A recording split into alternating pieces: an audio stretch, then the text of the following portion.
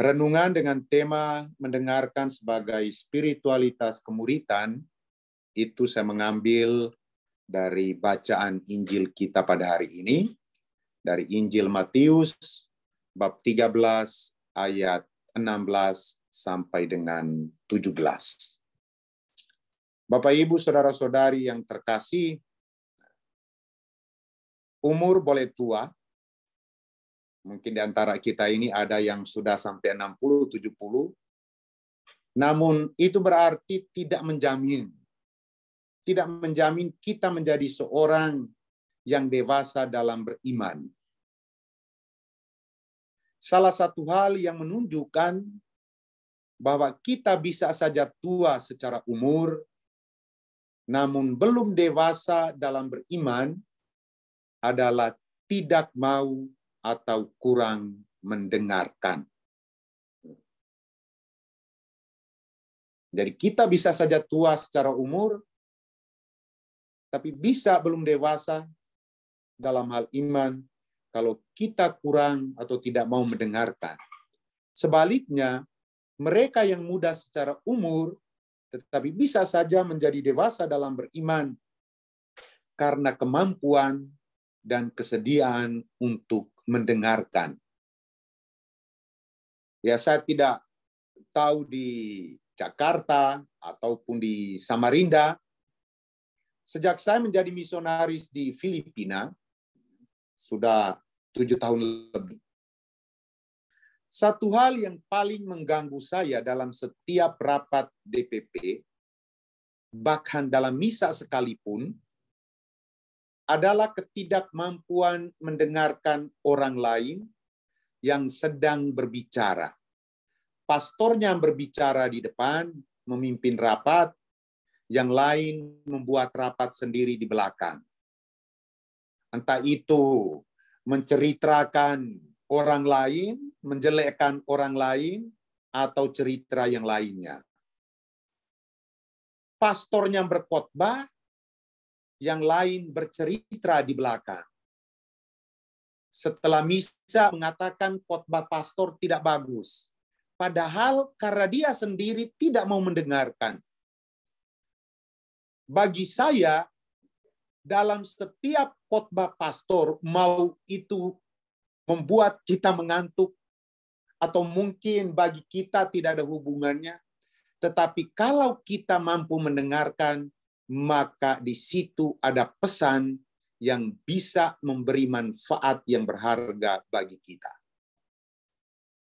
Dalam permenungan saya, Bapak, Ibu, Saudara-saudari, mendengarkan bukan semata bahwa kita hanya mendengarkan apa yang diceritakan, apa yang dibicarakan, tetapi mendengarkan di sini lebih memiliki nilai rohani, seperti yang diteladankan juga oleh Bunda Maria ketika mereka menemukan Yesus di bait Allah. Dan Yesus mengatakan semuanya kepada Maria dan Santo Yosef. Dan apa yang dikatakan di dalam Injil itu, Maria menyimpan segala perkara di dalam hatinya. Maria menyimpan segala perkara karena dia sudah mendengarkan apa yang disampaikan oleh Yesus. Maka mendengarkan juga berarti kemampuan untuk memahami, dan pada gilirannya memampukan kita untuk membedakan mana yang baik dan benar, atau buruk dan tidak benar. Kemampuan melakukan discernment atau pembedaan roh itu berawal dari kemampuan mendengarkan. Mendengarkan berarti mengambil sikap atau keputusan berdasarkan hati nurani. Persoalannya, dalam pengalaman hidup kita sehari-hari, untuk yang baik dan benar, jarang untuk bisa kita mendengarkan dengan baik.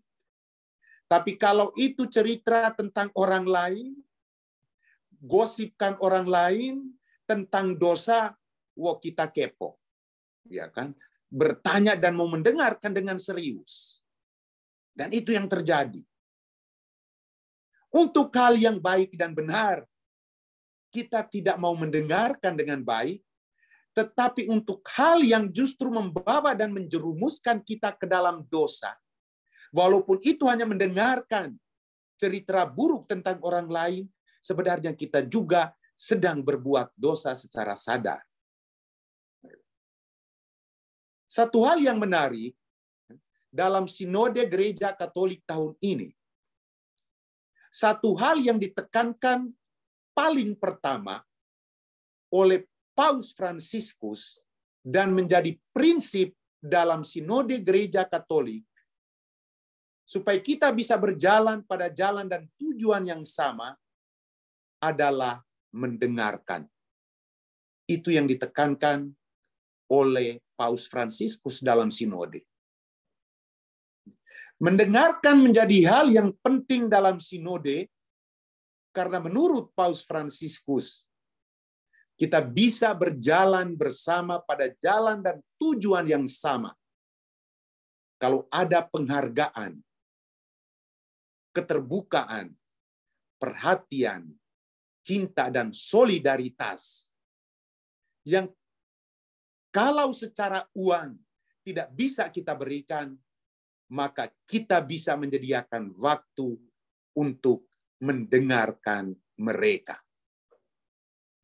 Bapak, Ibu, saudara-saudari umat beriman yang terkasih, di paroki saya tiap Sabtu, minggu keempat, Sabtu keempat dalam bulan, dalam satu bulan begitu, kami selalu mengadakan misa bersama para pengemudi. Kalau tricycle ya, kita di situ kayak pengemudi bajai. Setelah misa, ada katekese singkat untuk mereka, dan makan bersama, dan memberikan sembako. Proses ini bisa terjadi karena saya dan beberapa tim komunitas basis mau mendengarkan apa yang menjadi kisah mereka dalam sinode. Jadi waktu sinode itu tidak hanya DPP yang kami ajak untuk berbicara, tetapi kami juga mau mendengarkan orang-orang seperti supir bajai, yang di sini tricycle drivers, mendengarkan mereka mengungkapkan apa yang menjadi keprihatinan, apa yang menjadi harapan, apa yang menjadi cita-cita mereka. Dari proses mendengarkan itulah kami mengambil sebuah keputusan untuk mendekatkan mereka dengan gereja dan mendekatkan gereja dengan mereka. Dalam bahasa Romo Mangunwijaya, membawa altar ke pasar dari proses mendengarkan. Maka mendengarkan berarti pertama, membuka hati untuk menerima kehadiran orang lain.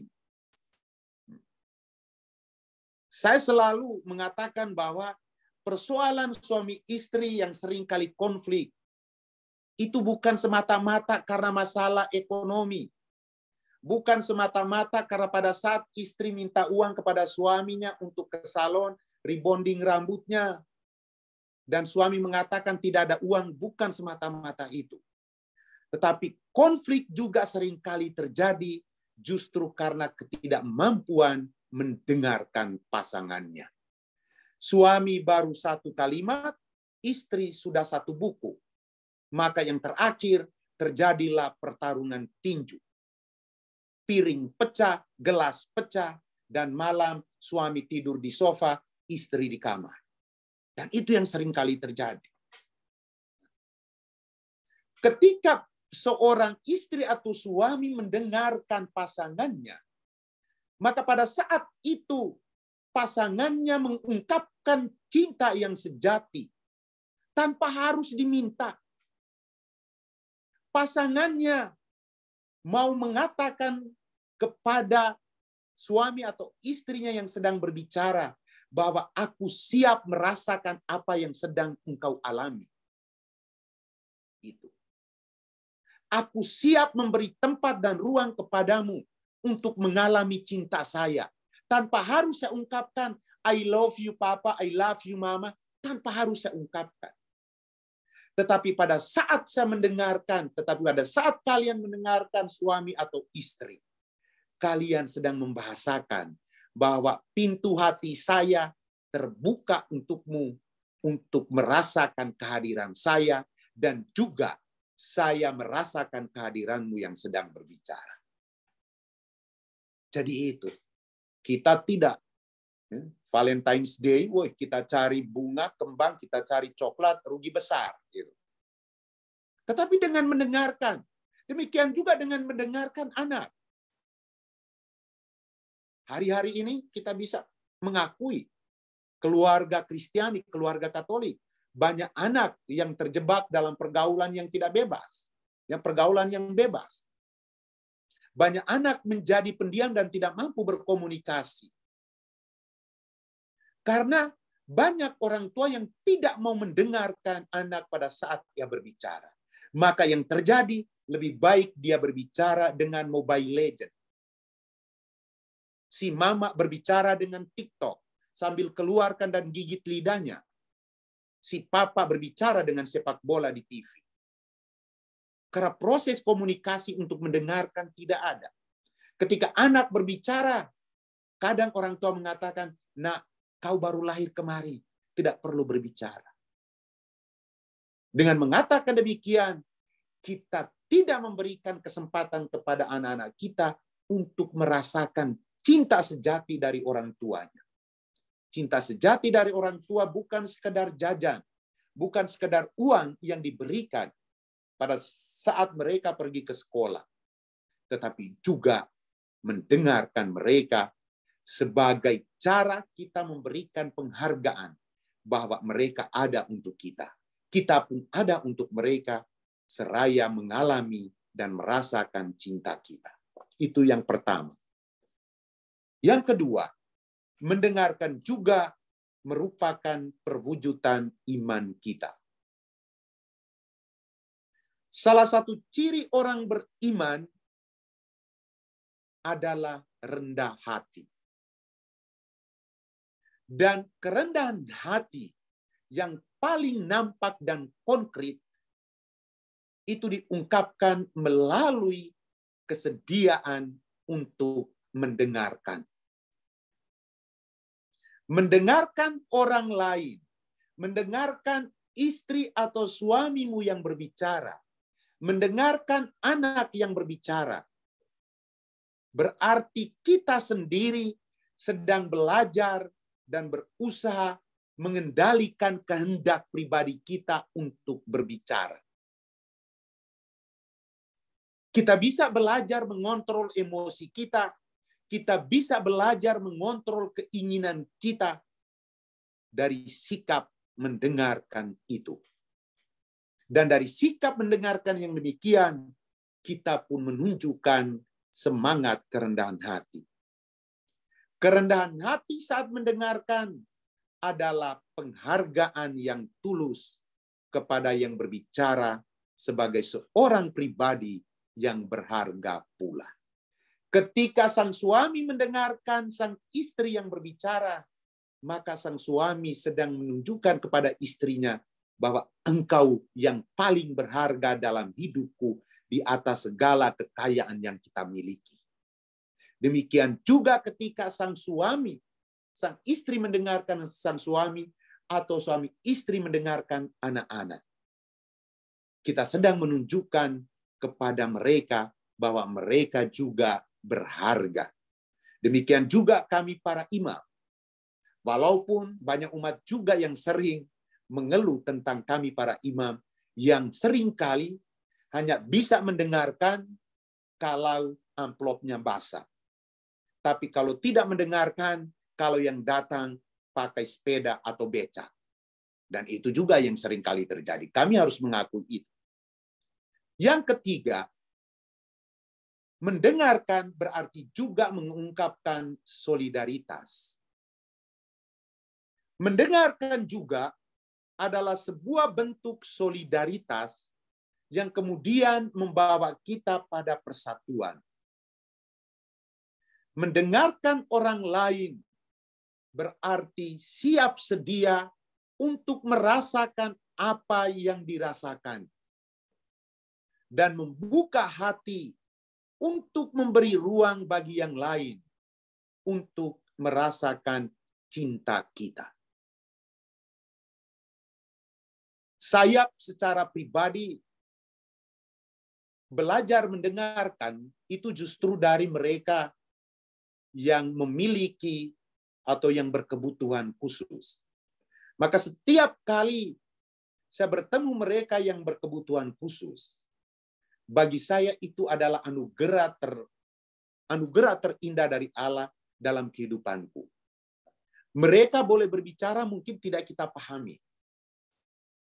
Tetapi dari situ saya pun bisa menyadari bahwa justru karena situasi mereka itu yang kemudian mengungkapkannya dengan kata-kata yang mungkin tidak saya pahami, tetapi menggerakkan saya juga untuk belajar pada mereka. Bapak, Ibu, saudara-saudari yang terkasih, solidaritas dan persatuan bisa terjadi bukan semata-mata karena ada kejadian atau peristiwa yang mungkin peristiwa itu adalah sebuah peristiwa tragedi, peristiwa yang tragis, tetapi juga karena kebenaran kisah, kebenaran cerita yang disampaikan, yang pada gilirannya mengetuk hati dan cinta kita untuk bertindak sebagai ungkapan solidaritas kita menuju persatuan dan persahabatan sejati. Saya kalau mantan umat saya dari Samarinda misalnya, mereka WA saya, Romo sudah dengar belum? Ini ada begini-begini, saya katakan, jangan WA saya lagi tentang hal itu.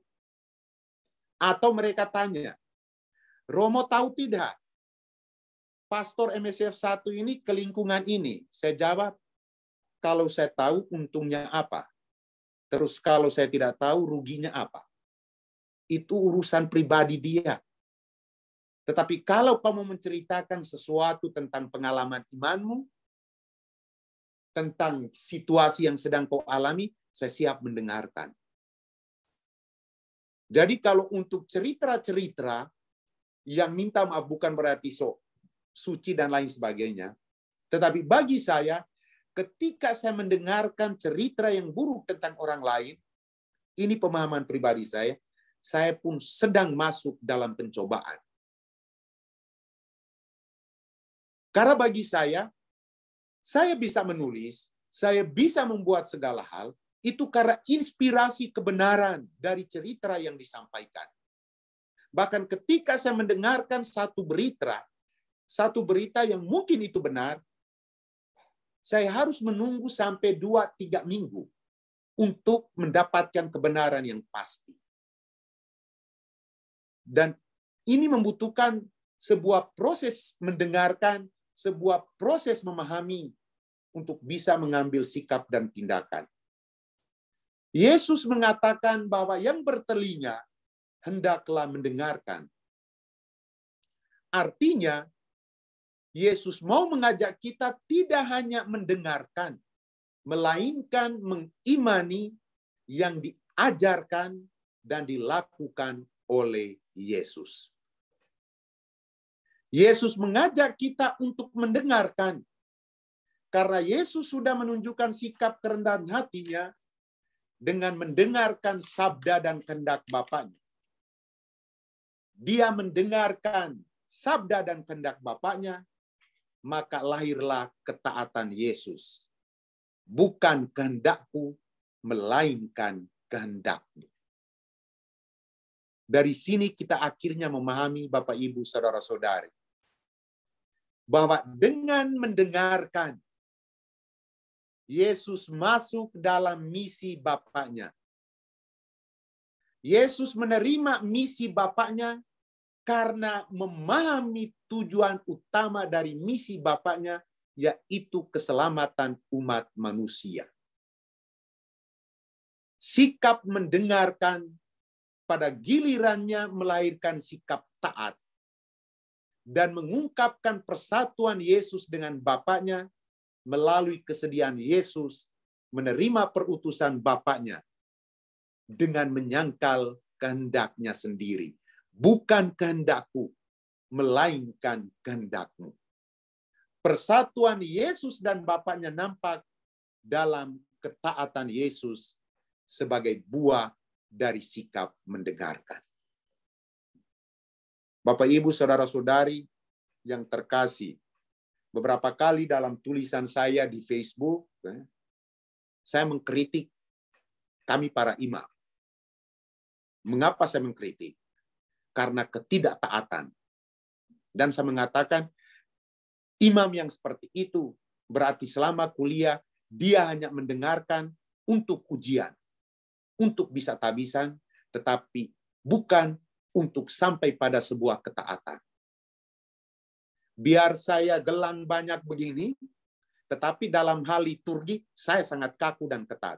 Saya mau katakan itu. Benar, dalam hal liturgi. Dalam hal liturgi atas alasan apapun mau bilang inkulturasi, lalu para romo mengenakan, minta maaf, pakaian adat, lalu stola di luar, itu bukan inkulturasi. Gitu. Kalau kita mau mempelajari ajaran gereja yang benar.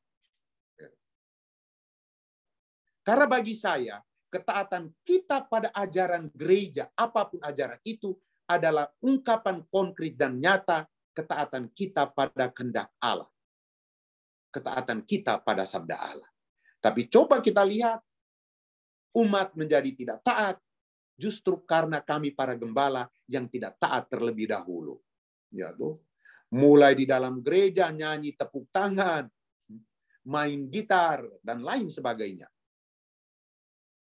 Jadi, sehingga waktu reuni, saya mengatakan kepada rekan-rekan imam, bahwa saya untuk mau cat rambut, saya cat rambut juga, warna merah, mau gunting dengan ada tarik di kepala saya, mau mengenakan gelang, provisial jangan tegur. Tetapi kalau provisial mau mengutus saya ke daerah yang paling sulit, saya tidak akan mendiskusikan perutusan itu, tetapi melaksanakan. Perutusan yang saya dengar bukan untuk didiskusikan. Perutusan atau tugas yang diemban oleh Bapak Ibu, kalau itu adalah untuk tujuan yang benar, bukan untuk didiskusikan dan diperdebatkan, tetapi dilaksanakan. Itu adalah salah satu buah dari sikap mendengarkan. Bapak, Ibu, saudara-saudari yang terkasih, mendengarkan Yesus berarti juga kita mau membangun persatuan dengan Yesus. Dengan menerima atau mengimani pengajaran Yesus dan melaksanakan perutusannya. Artinya, dengan mendengarkan pewartaan Yesus saat kita misa, mulai dari bacaan pertama sampai khotbah pastor, atau melalui bacaan-bacaan rohani, melalui kitab suci yang kita baca dan kita renungkan, berarti kita juga bersedia untuk masuk dalam misi dan perutusan Yesus dengan menyangkal kehendak pribadi kita dan membangun ketaatan pada misi dan perutusan Yesus. Hari Sabtu yang lalu, saya tiba di Filipina, di paroki, jam 9.30. Lagi ngantuk-ngantuknya. Sedangkan jam 10 ada kegiatan kefikepan. Saya selalu menjadikan moto tabisan saya, bukan kehendakku melainkan kehendakmu. Itu menjadi pedoman. Akhirnya mandi sejenak, berangkat dan mengikuti misa di salah satu paroki. Kegiatan kefikepan yang fotonya menjadi background Zoom saya.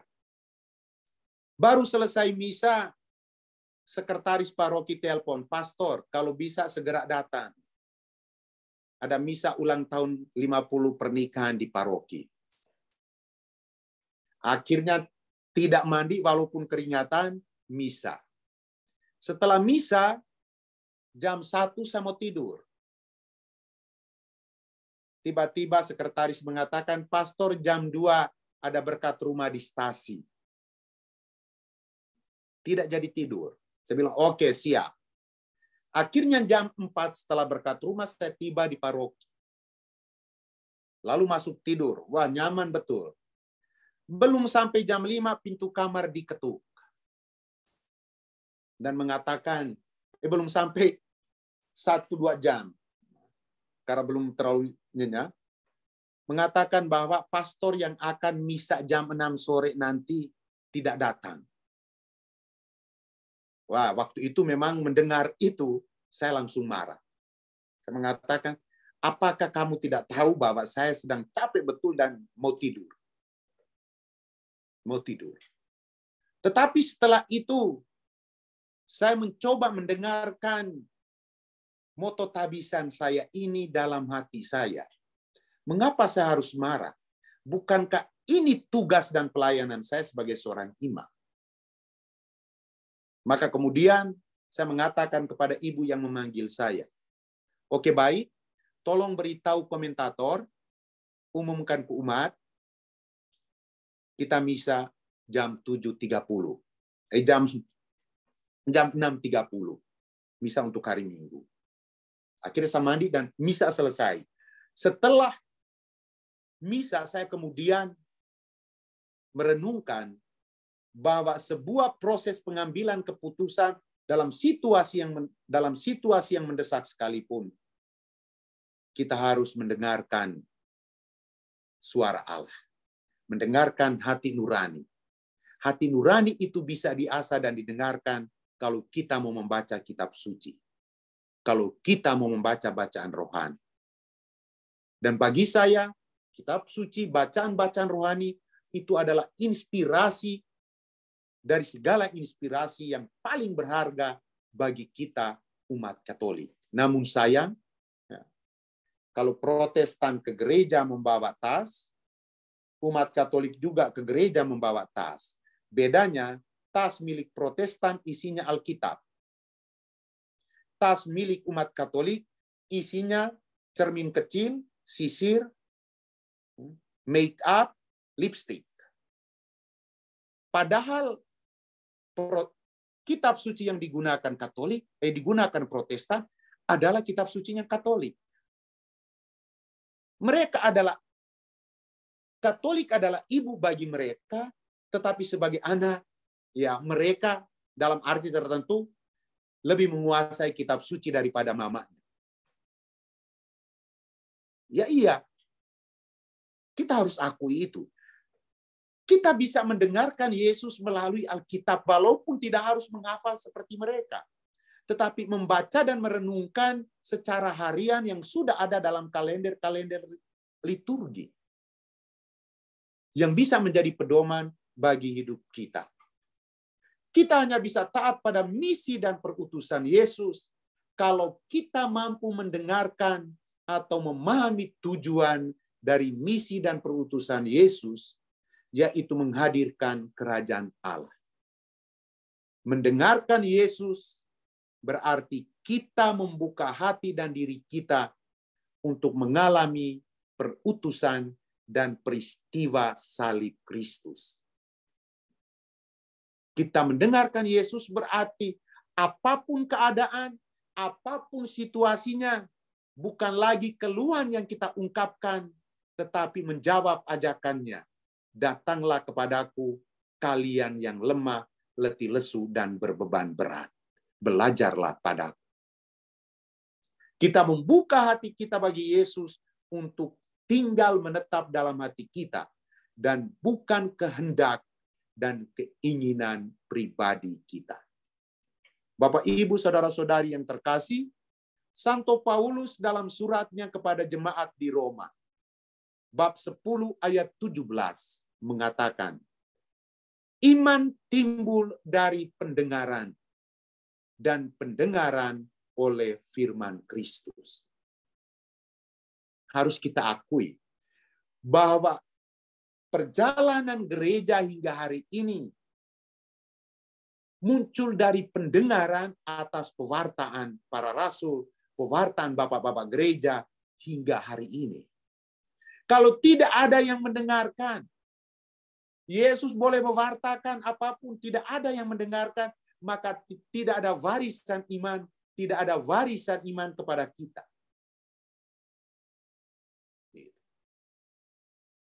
Mengimani Yesus Kristus dengan seluruh pengajaran dan tindakannya bukan semata karena kita hanya membacanya dalam kitab suci, tetapi juga karena pewartaan Kristus sendiri yang kemudian diwariskan oleh para rasul dan gerejanya. Maka Bapak, Ibu, saudara-saudari yang terkasih, mengimani Kristus bukan saja hanya mengikuti. Yang penting saya lahir Katolik, ya sudahlah. Tiap hari Minggu saya ke gereja, sudah cukup. Bukan seperti itu. Tetapi juga melakukan sebagaimana yang dilakukan oleh Yesus. Dan mengajarkan sebagaimana yang diajarkan oleh Yesus. Melakukan kebaikan, mengajarkan kebenaran. Dalam sikap dan semangat ketaatan dan kerendahan hati sebagai buah dari mendengarkan. Mendengarkan adalah jalan membangun ketaatan iman. Dengan menyangkal kehendak pribadi dan mengikuti kehendak Allah sebagai spiritualitas kemuridan Kristus. Amin. Terima kasih Bapak Ibu yang terkasih. Amin. Terima kasih Romo Kopong untuk renungan yang sudah Romo bagikan kepada kita semua pada malam hari ini, yang sungguh membawa suatu wawasan yang baru buat iman kita, Romo. Dan juga sekaligus mungkin teguran ya, Romo ya, supaya umat yang hadir di sini bisa senang mendengarkan sabda Tuhan, firman Tuhan, karena tadi Romo katakan dari Roma berapa, Romo? Roma 8 Roma bab ayat 10 ayat 17.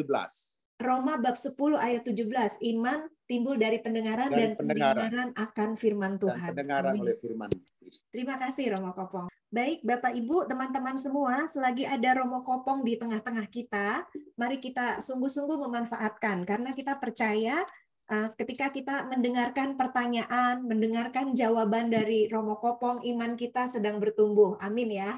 Silakan yang mau bertanya, langsung aja raise hand, dan saat ini Pak Gunawan sudah bisa sistemnya kita unmute masing-masing. Jadi silakan langsung di unmute saja. Raise hand dan langsung unmute. Oke, oh ini sudah ada yang bertanya lewat chat ya. Saya bacakan. Wah, panjang ini. Dari Skolastika ya. Saya bacain ya Romo ya. Romo dalam seni mendengarkan, bagaimana yang perlu diprioritaskan? Mendengarkan dan mempertahankan nasihat leluhur atau membuka hati lalu mendengarkan perubahan-perubahan sesuai zaman saat ini, yang kadang tidak selaras dengan nasihat tatanan lama. Nah ini bagaimana Romo? Ya, baik. Jadi kalau mungkin saya juga agak sharing sedikit. Tiap kali liburan, saya pasti selalu menyempatkan diri untuk apalagi di wilayah kami di Adonara, itu macam ada pondok kecil di mana ada orang-orang tua, mulai jam 6 sampai jam 8, itu duduk bersama sambil minum tuak, tapi di sana menceritakan dan menasihati keyakinan-keyakinan yang lama, yang mungkin tadi seperti yang dipertanyakan, seringkali tidak selaras dengan iman kita, iman Katolik. Dan saya senang mendengarkan. Tetapi walaupun itu tidak selaras menurut ajaran gereja, saya seringkali lebih mengambil nilainya. Nilainya. Jadi misalnya seperti saya, nilai yang kemudian saya hidupi bahwa saya mencintai. Mencintai bukan semata-mata mau mempercayai 100%, tetapi mencintai tatanan atau budaya leluhur saya. Maka saya kemana-mana itu selalu menggunakan selendang Adonara. Itu. mau di Filipina atau dimanapun. Itu hanya mau mengingatkan saya akan budaya bahwa saya sebagai seorang imam, tetapi tidak terlepas dari budaya. Di mana saya dilahirkan dan di mana saya berada.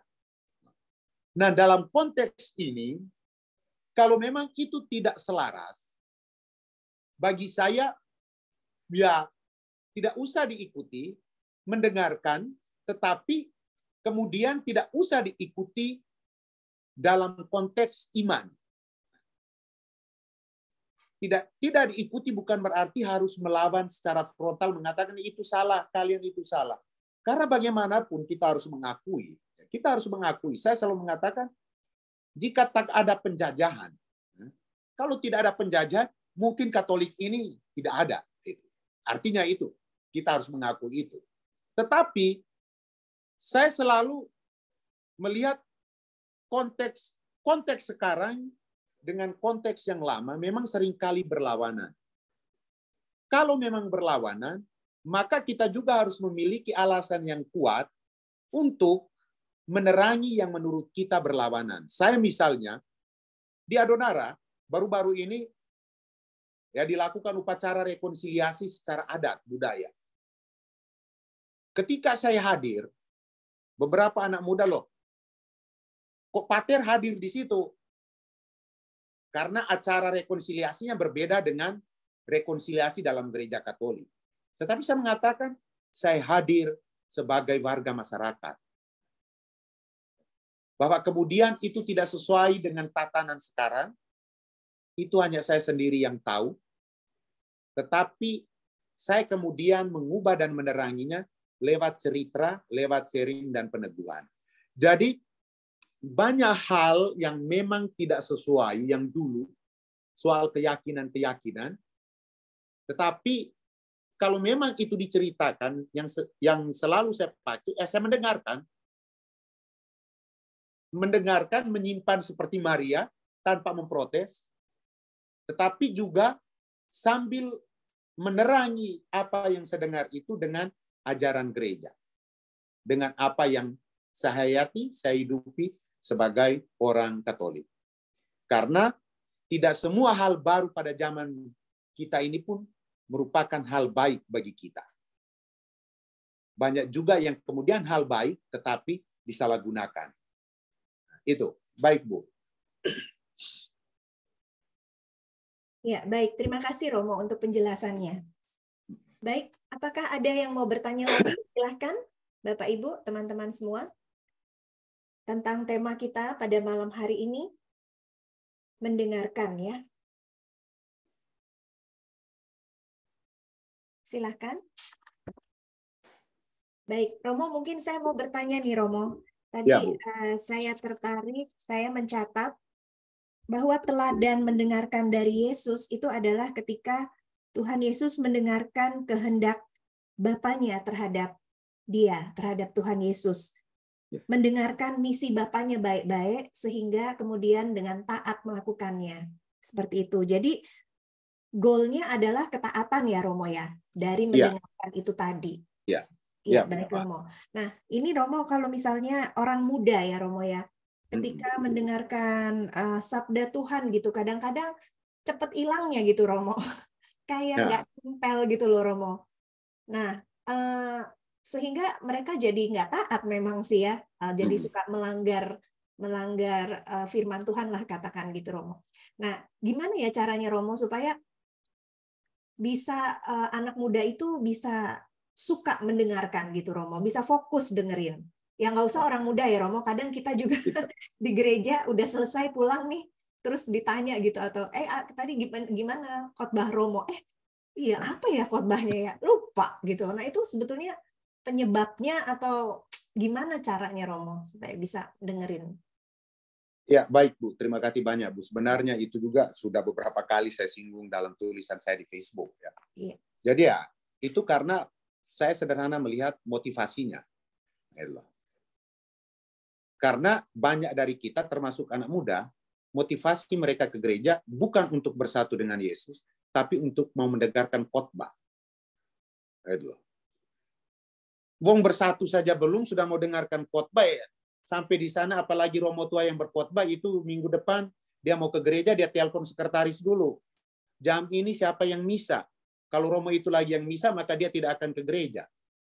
Tapi kalau motivasinya bahwa saya ke sana untuk bersatu dengan Yesus, maka apapun khotbah romo, siapapun yang memimpin misa, tidak menghambat dia untuk mendengarkan apa yang disampaikan oleh romo. Dan itu pernah saya tulis, Bu, berdasarkan pengalaman saya di paroki saya, misalnya di Filipina. Saya sampai mengatakan, pengalaman saya di sini meruntuhkan konsep ekaristi kaum muda. Ya toh. Orang muda coba, mereka mau misa sendiri dengan gaya mereka sendiri. Tetapi setelah misa ketika ditanya seperti yang Ibu bilang, khotbah romo tadi apa? Tidak ingat. Yang mereka ingat, wah musiknya tadi itu bagus benar.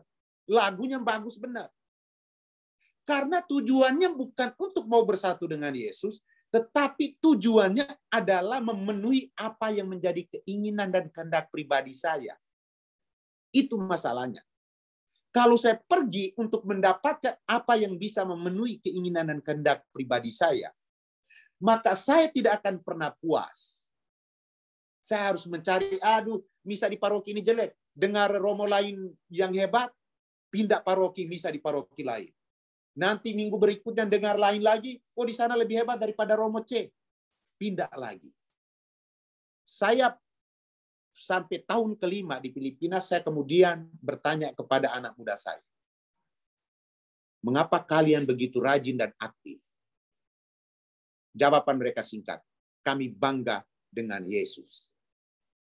Maka Bu, saya katakan, lagu yang dinyanyikan misa harian, dinyanyikan pada misa hari Minggu, itu juga yang menjadi lagu pada Paskah Natal. Tapi mengapa banyak orang muda ke gereja? Itu. Karena yang pertama diingat adalah Yesus. Bukan apa yang membuat saya senang. Jadi singkatnya, mengapa banyak dari kita lupa akan khotbah romo dan seringkali merasa jenuh, romo ini pimpin misa kok membosankan, membuat ngantuk. Karena motivasinya bukan untuk bersatu dengan Yesus, tetapi motivasinya adalah agar apa yang saya inginkan itu bisa terpenuhi. Itu singkatnya begitu. Ya, baik. Jadi kalau saya di sini, dan itu tadi saya contohkan, mengapa itu juga saya sempat sharingkan dengan Pater Jenderal kami. Saya melihat itu perbedaan yang sangat signifikan. Tidak hanya orang muda, tetapi kita orang dewasa. Ketika membuat satu pertemuan, seminar, dan lain sebagainya, itu kan temanya panjang sekali itu. Temanya panjang sekali, dan wah, kata-katanya itu kayak kata-kata Khalil Gibran atau V.S. Rendra, itu puitis banget. Apalagi kalau pengurusnya itu orang Flores, wah itu puitis betul itu. Isinya, kalau mereka di sini, Bu, pertemuan orang muda atau apapun, temanya itu mereka ambil dari mana? Teks kitab suci atau dokumen konsili. Misalnya, ini tentang terang dunia. Orang muda sebagai terang dunia. Mereka cuma tulis Lumen Gentium. Dan itu yang dibahas fokusnya. Yang kemudian melahirkan rasa bangga akan persatuan dengan Kristus. Kita kan enggak.